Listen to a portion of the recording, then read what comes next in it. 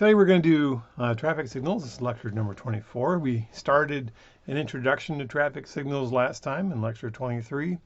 Gave some background in it, talked about the 8 phases and which of those 8 phases they are and how they relate to traffic movements, left turns and throughs and so forth and on that. So we're going to pick up from there this time. We're going to move on forward with our traffic signals. We saw this last time, what some of the advantages and disadvantages to signals are. And just kind of reminder of where we left off last time. Traffic signals, they're one option when we look at how to design intersections and how to assign right-of-way at intersections for safe movements of cars and people through there. So obviously two-way stops and four-way stops and roundabouts, those are all other options for an at-grade intersection. A traffic signal is just one option you have. And we studied these so that you understand what the pluses and minuses are of a traffic signal, also how they operate, so that you can get a feel for whether it's a good use of a traffic signal. If you, as you're move on in your career as an engineer, where do signals work well and where don't they work well? And if you have a traffic signal, how can you make it better and understand what the terminology is? And you could be a traffic engineer someday, who works on signals, and so understanding the terminology about the timings and so forth, that's all useful. So that's why we have an entire chapter in this book about them through there. Just a little bit of history. The very first, I guess, form of a signal was built in London in 1868.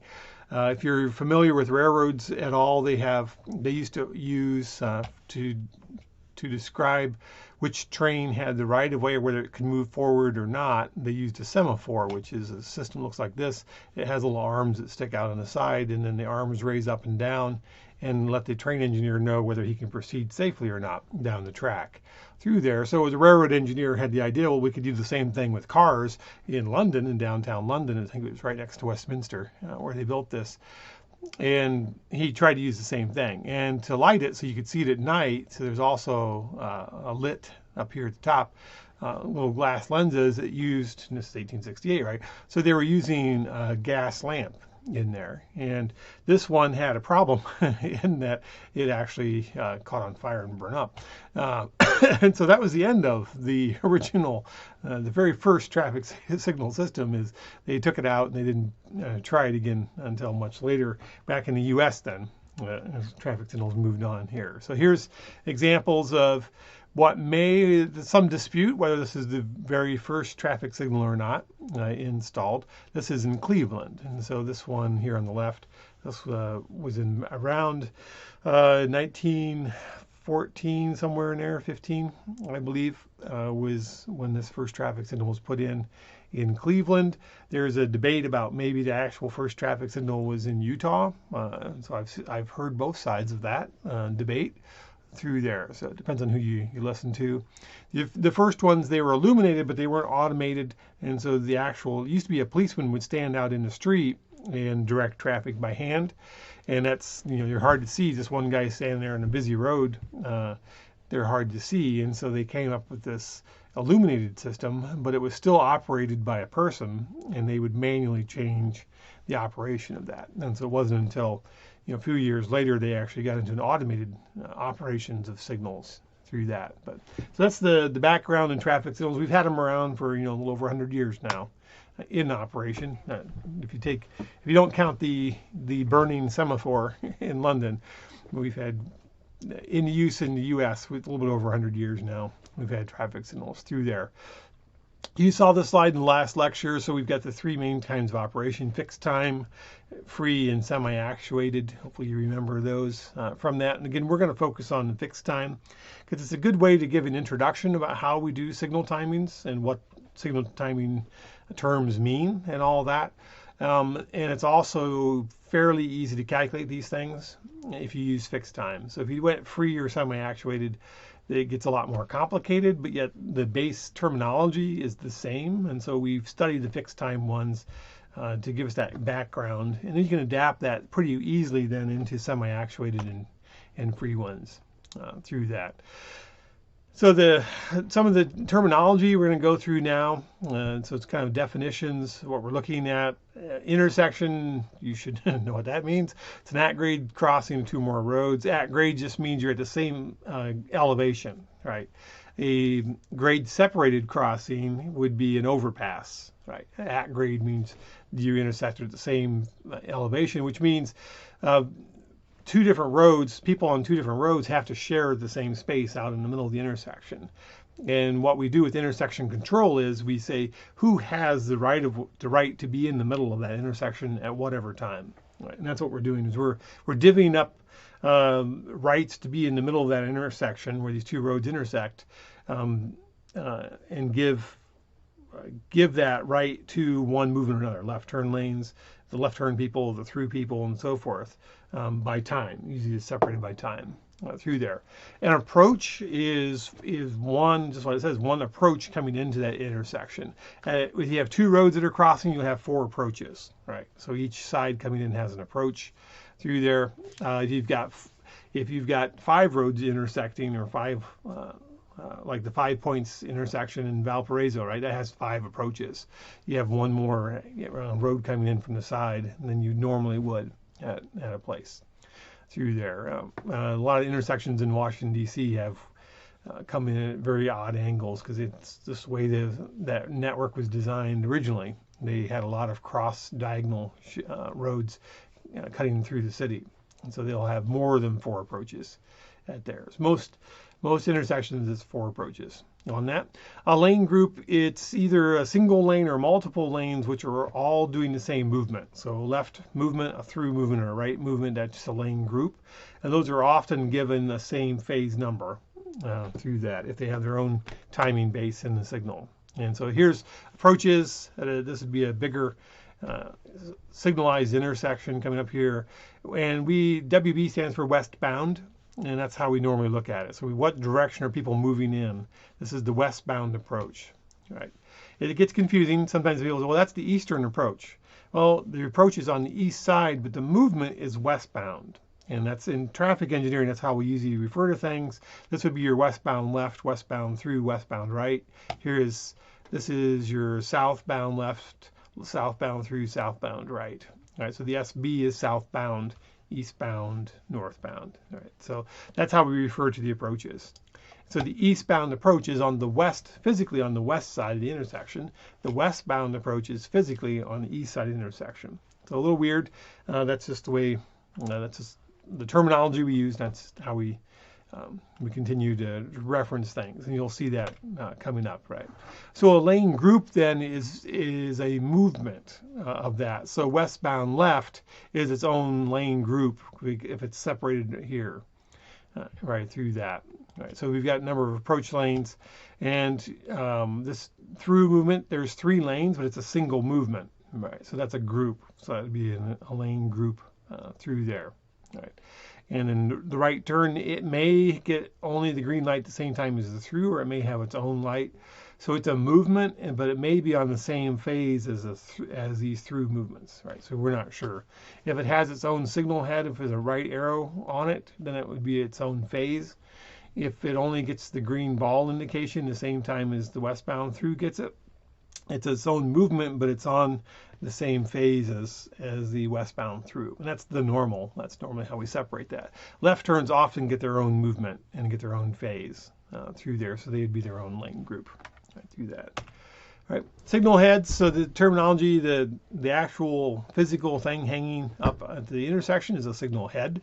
We call that. Your normal one is a 3-section head because each light is a section. And you can actually unbolt these and bolt these together, and you can buy the same components and build a 5-section head out of that, as well as a 3-section head. All right.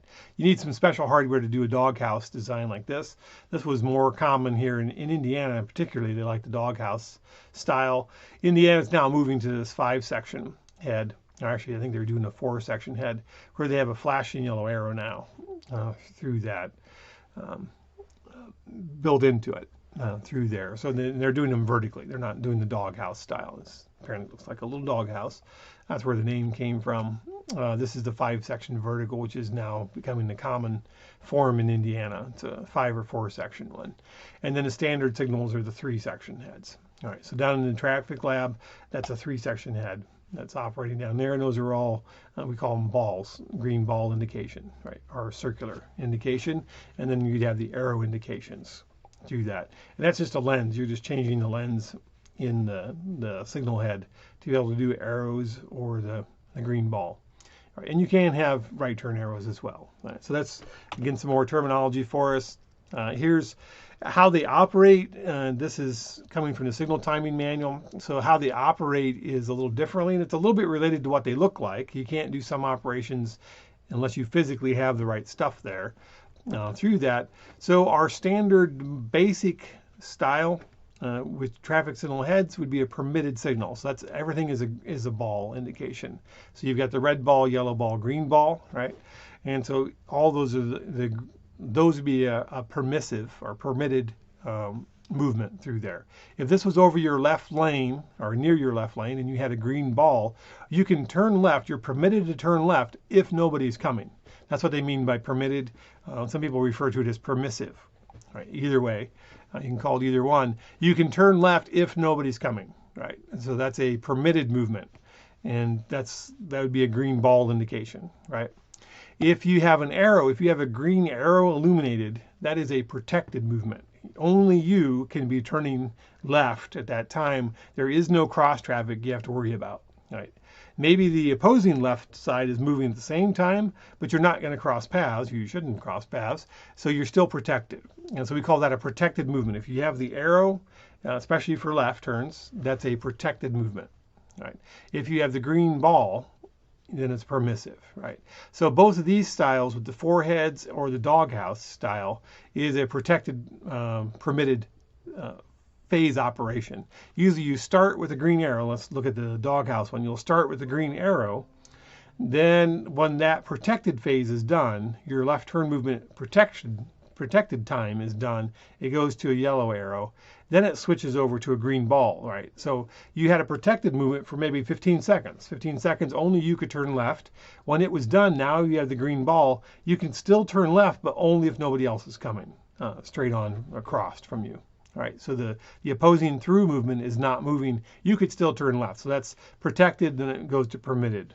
And that's what the doghouse is used for. Nowadays we have the flashing yellow arrow, which also is a permitted movement. So you go to green arrow, which is you're protected. Only you can turn at that time. It's safe to turn. You don't really have to look carefully. You should be protected in making that left turn. When it goes to a flashing yellow arrow, it's permitted. It's the same as this green ball indication used to mean. Right? But that's supposed to be a little more obvious to drivers that, yes, you can turn left, but be careful. You're supposed to still be looking, and that's why it's yellow and it flashes. Yeah, you can turn left, but be careful. It's not protected. When that ends, you'll get the standard yellow arrow then, which says you're about done, and then it goes to the red arrow, which is do not turn. Right. So those are all the options. Some signals, usually higher speed ones or high volume ones or multiple turn lanes, you have protected only. You never get the chance of, I could turn left if nobody's coming. That is never an option for you. That's a protected only signal head. And so that's what we have here. And that would only have those arrow indications then at that, right? So an interval, that's the period of time in which all signal indications, the greens, the yellows, and the reds, that remain the same for all approaches, right? So that's an interval. And we used to use that in the old days when we had these electromechanical clocks that would tick around and click off as they went around through that. Now we typically call it a cycle. And so a cycle length is one complete sequence. And so if you're going northbound and you get a green light, and the cycle length is equal to how long it takes you to get that green light again going northbound at the start of that green. All right, and you can pick any indication out there. Usually the mainline indication is what we usually use for that, but it's how long it would take until that indication came back up again. All right, so if it's a through movement, you get a green light. How long is it until that green light comes back on for whichever direction you were looking at? Right, that's one cycle. right, through there. Cycle length is how long it takes for that to come back. It's almost always expressed in seconds. We almost always say it's a 60-second cycle length, it's a 120-second cycle length, 150-second cycle length. That's about the max usually in Indiana. We don't usually go over 150. Most signals are probably between 80 and 150, I'd say generally. That's the normal cycle length. And so worst case scenario, you have to wait 150 seconds, right, which is 2.5 minutes, and then you'd get your indication again. You'd get your green light again. So if you get there just as the light turns red, the cycle length should theoretically be the longest you have to wait until you get that green and can go again. All right, or actually it's slightly less than that, minus however much green time there was. Right, through that. And green time is our next definition, and that's how long the signal is actually green for you, for whichever movement you're looking at, westbound through, westbound left, or whatever. That's how many seconds of green time you've got. Yellow time is obviously, sometimes we call that the clearance interval through there, or the change interval.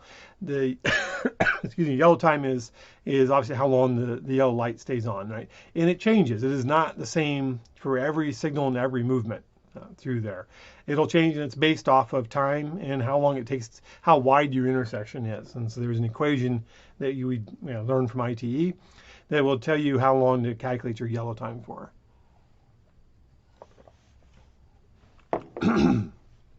Red time should be obvious. That's how much time is allocated into programming for red on there. There's all red time, and you probably realize this, is that if you're going on westbound through, your light turns red for about a second and a half to 2 seconds, somewhere, depends on your programming.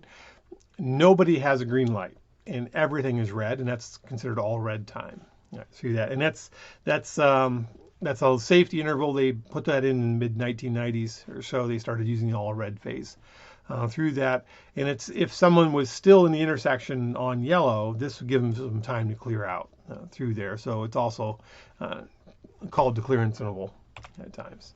And then phase, we talked a little bit about this last time. A phase is how much time you give to a certain movement, or it is a certain movement through there. And usually we express, sometimes it's the phase number, but the phase is how much time you get, we call a split. And it's a little confusing, but yeah, it's kind of interchangeable whether you call it a phase time or a split time through there. And so like this is a phase 2 down here, right?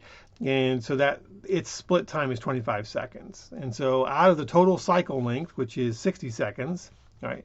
So starting from when this got the green light until the end, and then right after this, it would start over here again, right? And you'd start over at green light again. This phase 3 gets 25 seconds of split time, which includes the actual green time, the yellow time, and the all red time at the end of it. Phase 3 gets 9 seconds of split time, which includes green, yellow, and red.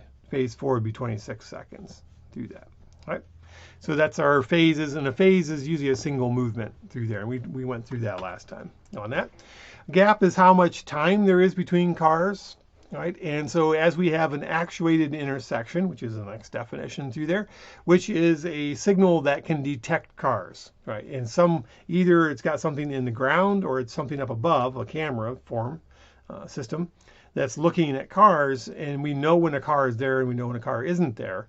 That's actuated, and versus fixed time, which is I don't know when there's cars there. I just go about my merry way, and I keep giving I give that movement green every time I go through the cycle, and it doesn't matter if there's a car there or not. That's fixed time. Actuated only gives green time to the phases that need it, ideally. Or semi-actuated only gives green time to the side roads when there's someone there through that. Right. And so when you actuate, when you can detect when there's a vehicle there, you can also calculate how much time there is between the times the sensor turns on and off, which would be the gap. Ideally, it's the gap between vehicles, but it's really just the amount of time the detector turns off. Some of these detectors are long, they're 50 feet long, and they're going to detect more than one car through there. But the gap is just saying how long did my sensor turn off before it turned on again. All right, and we'll use that. We can be smart about it then and say, well, if the gaps get fairly long, that means traffic is cleared out and there's not anybody there anymore. We're going to end that phase and give that time to the next phase which needs it. And so we can actually program the signals, and the signals are pretty smart these days, and we can use that gap time. And if the gap gets too long and there's nobody there, we call it a gap out, and we move to the next phase through that. So here's our phase movements again, and we talked about these before. So like 6 would be your northbound through, and 2 could be your southbound through that, and your left turn lanes again. And then we have detectors up here by the stop bar. And so as cars go across the detector, they're actuated. We can sense that they're there. If there's no car for 2 seconds or 3 seconds, we can say, okay, let's move over to phase 4 and let's serve phase 4. Let's move all the cars out of phase 4 because there's people there waiting.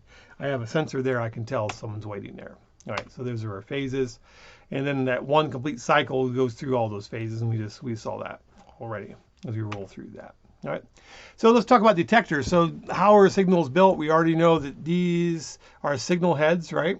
And so how the detector senses whether you're there, that actuated piece, is we have these sensors in the ground. And so if you pull up to a signal and you see these little hexagon-shaped cuts in the road, and they're usually filled with tar or asphalt through that's the detector, right? That's a loop detector, and we call them, they're technically an inductive loop.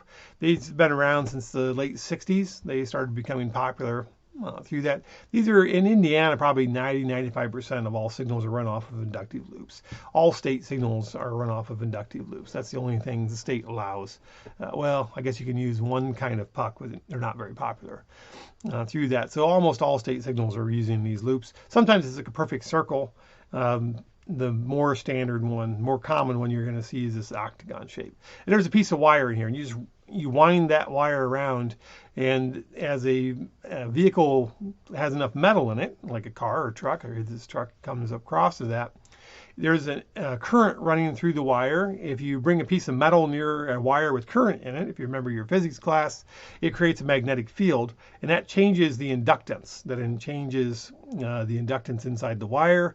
That's what we measure then. We measure a change in that inductance in the wire, and if that inductance changes, we trigger the signal to give you the green light on the side. So that's the inductive loop. So that's that. Here's an example of a larger intersection where there are a lot of loops, right? So these are we call stop bar loops. The white line here is the stop bar, all right? And then back here would be an advanced loop, so we can pick up when vehicles are approaching, and we can try to get the light turn green for them in time, or we don't want to cut them off, right? They may not be able to stop in time if they're moving at high speeds. That's when we usually use these advanced loops. So we will hold the light green for them so that whoever triggered this can get through the intersection. This is usually about 5 seconds back, depending on whatever speed you're going. All right, so if you trigger this while the light is almost ready to end, it'll add 5 seconds of green time on, and you can hopefully get through the signal then, right? Ideally, that's how it would work. So you can see there's though a lot of loops, right? So this is not trivial. If you're a larger road like this one in US 231 down by Lafayette, there are just a lot of loops put into here. And this is an example. This is County Road 17 at 6 up in Elkhart County. A lot of loops, right? And here's the advanced loops back here. It's got double left turn lanes on both sides. Here's the through movement. Here's the left turn, here's the through movement. And we saw a satellite view of this last time in the lecture, the same intersection. This is what an intersection design plan sheet looks like. Up here it's showing you all the phases and showing you all the movements, right? So 2 is southbound, 6 is northbound through. Here's when you can run the left turns at the same time and so forth, and all through that. And then here's all these loops. And they're drawn into circles, but they don't have to be, they don't have to be built as a circle through there. You can see there's a ton of loops. Here's a loop tagging table. There's probably 30 loops or more in this whole setup. So, and it's like I say, it's non-trivial. And how they work is, if this is our loop in this oval, so we've got our loop in there. Up here we've got we're going to time this in seconds. Here's the stop bar coming up to the signal. All right, here comes the car. Right now the loop is off. As the car moves over it, the loop turns on.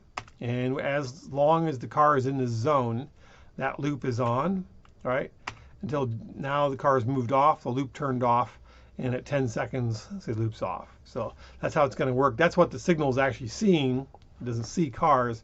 It sees off, on, off. That's what the signal sees. And it says, oh, phase 4 just turned on. Someone's there. I should give them the green light. So that's how we work it. extension times, this is where that gap fits in. And so like say, you know, if nobody is over here waiting, we don't want this light to stay green for this movement, right? We want to take that, green time is a commodity in short supply. We want to move it to a movement that needs the green time. And so how we do that is we look at that sensor on and off time, and we'll say, here car comes, we extend. The car comes, we extend. Usually it's about 2.5, 3 seconds extension. And at some point a car came, but it lasted, another car didn't come until here. This gap is bigger than our maximum gap allowed. We'll say, oh, all right, the demand on this approach isn't very high. I'm gonna start the yellow phase, and then I'm gonna go red, and I'm gonna give that green time to somebody else, right? If this car had arrived in here, it would have extended the time a little bit longer. All right, for that, this is westbound through, it would have given a little more green time for that westbound through. But the gap got big enough, it gapped out, we call it. So if, that's one reason that you want to stay close to the car in front of you, because you won't get gapped out then through that. Right. So this is another way to look at it for the extension time. Usually we give every signal a certain amount of minimum green time through there. It's usually on a bigger road 15 seconds, on a smaller approach like a turn lane sometimes it's only 5 seconds in there. But after that minimum green, everybody gets at least that much when that light turns green. Then it's going to start looking for when there's a gap, right? And as long as the car keeps arriving, here's the detector state, right? Detector's off, on, off, on, off, on.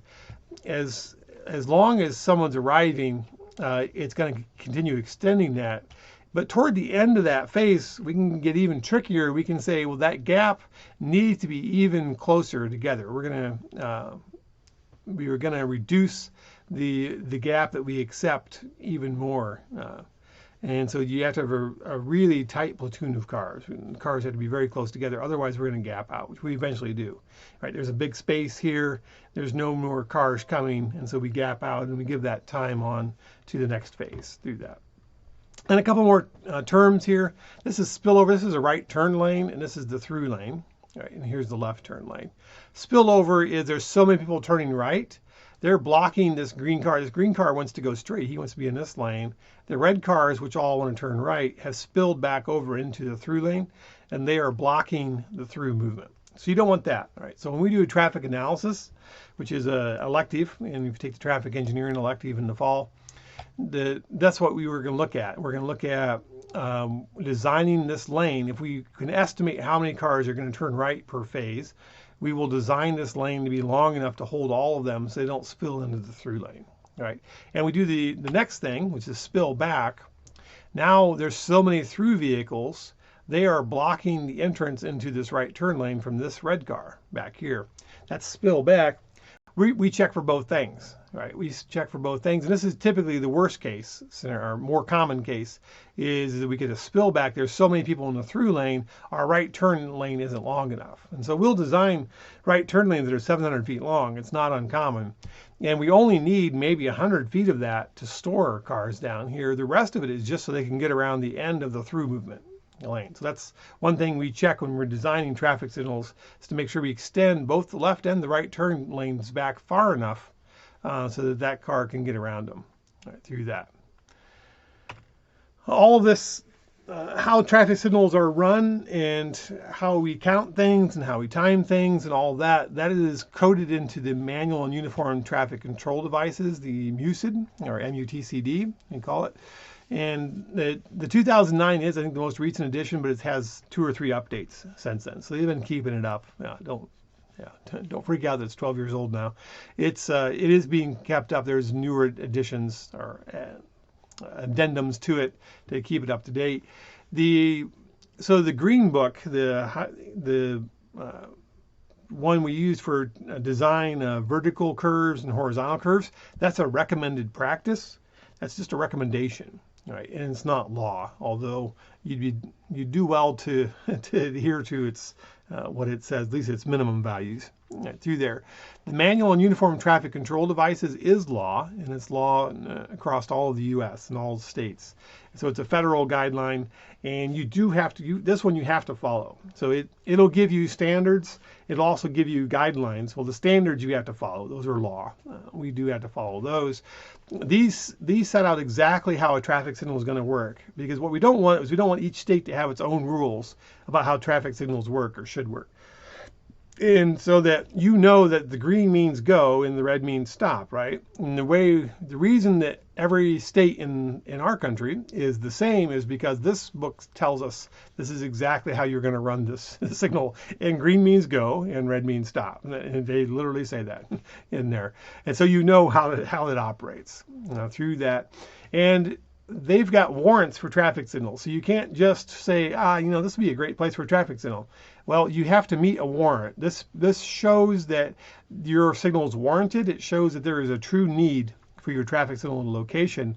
And they've got 8 signal warrants through there. And it's based on traffic volumes. It can be based on you have a high pedestrian flow area, where you're near a school crossing, where there's a lot of crashes, whether you want to keep the lights in coordination. If you've got a corridor and they're all signalized through there, you might want to put one in just to keep up with the others, and so that these platoons move safely through that. I know I used to work for a county.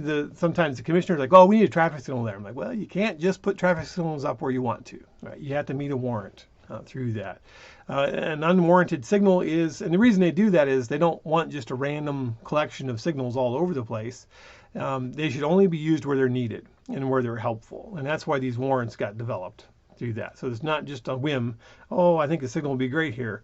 You have to meet one of those warrants, right? So that if you meet a warrant, you aren't required by law to put a signal up. But if you don't meet a warrant, you are not allowed to put a signal up by law. So that's kind of an interesting piece in there. At least I think it is through that. All right, so that's traffic signals. Getting started on that today. Next time we'll move into more about traffic signals and start talking about timings as we go through that and look at those.